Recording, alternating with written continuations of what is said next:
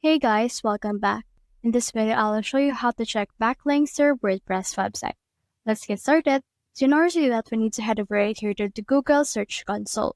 Head over and click on this Start Now right here. And then once you have done that, you can see here this overview. So this is actually the property that I have right now. So let's head over and then click the property that we have on our WordPress.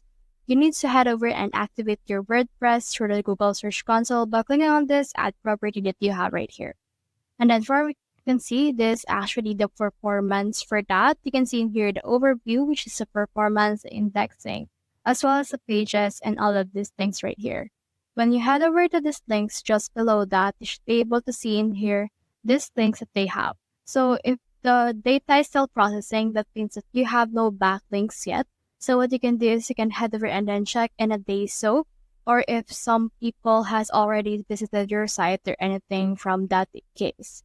You can also head over right here to your settings in order to see in here the ownership, replication, as well as the crawling, the about page, and also the page experience, core web vitals that you can check in here. So if you can see that you have still no data, that means that your site is not that active yet. So that's the whole process. If you have found this video helpful, simply leave a like or subscribe because it helps reach more people. See you soon.